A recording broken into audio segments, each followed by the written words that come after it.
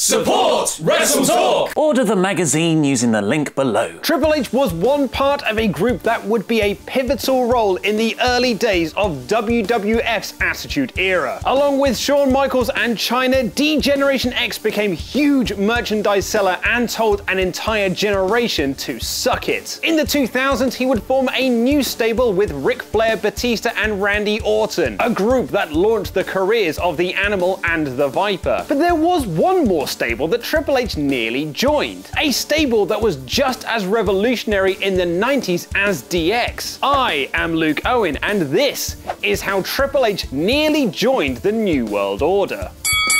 The NWO were a huge part of WCW's success in the late 90s. Made up of cool, bad guys, NWO acted as a separate entity from World Championship Wrestling, a renegade group whose only intentions were to destroy WCW and take over. When WCW closed its doors in 2001, WWF brought back the group's original founders Hulk Hogan, Kevin Nash, and Scott Hall for a short run in 2002. But plans for the faction came crashing down when Hogan received a giant babyface reaction at WrestleMania X8 when he faced off against The Rock, and he removed himself from the group after only 1 month. Scott Hall was fired shortly thereafter, and Kevin Nash injured himself. The group then floundered on Raw, at one point being led by arch-rival Ric Flair, and their only major storyline was a comedy one involving Booker T and Goldust. But that was about to change in the lead-up to King of the Ring 2002. Kevin Nash returned to Monday Night Raw on May 20th, 2002, and introduced the newest member of the New World Order on June 3rd, the Heartbreak Kid Shawn Michaels.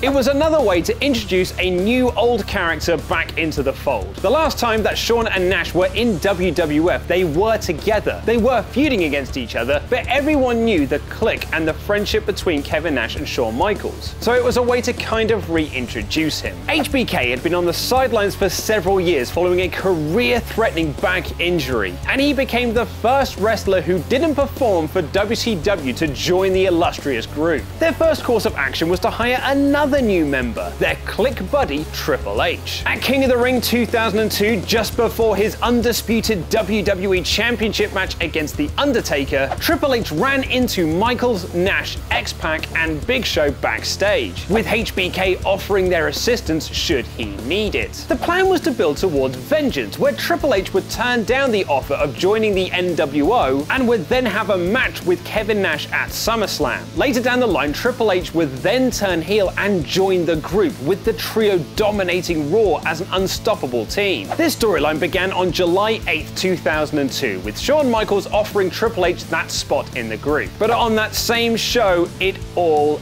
ended. The main event of the night was a giant 10-man tag with the NWO teaming with Chris Benoit and Eddie Guerrero against Bubba Ray Dudley, Spike Dudley, Rob Van Dam, Booker T, and Goldust. This was Nash's first match back in the WWE, and his first action was to walk across the ring and tear his quad. Big Sexy collapsed and the match fell apart. With Nash injured and X-Pac being sent home for being difficult backstage, the NWO was now just Shawn Michaels, who wasn't wrestling, and the Big Show. The following week, Vince McMahon announced that the New World Order had been disbanded. Nash was scheduled to get a huge push leading up to SummerSlam, and the Raw finish was supposed to be him beating everyone on the babyface team and then pinning Booker T clean with the powerbomb. Instead, WWE began to build towards Triple H and Shawn Michaels at SummerSlam 2002, in HBK's first match back in 4 years. They teased a reunion of D-Generation X, only for Hunter to stab his best friend in the back, leading to an epic encounter that Brian Alvarez called fan-freaking-tastic. What would have become of the new NWO if Triple H had joined in 2002? We wouldn't have had Michaels' fantastic in-ring return match at SummerSlam, or his subsequent World Heavyweight Championship run later that year. In more game-changing possibilities though, if the NWO had lasted, there is a chance we wouldn't have had Evolution, which means possibly no rise of Randy Orton, and Dave Batista could have just been a footnote as Reverend Devon's deacon. Did you know that John Cena nearly turned heel? And who are the WWE enemies Vince McMahon hired? Click those videos over there to find out more. Press subscribe and support WrestleTalk on Patreon. I have been Luke Owen, and that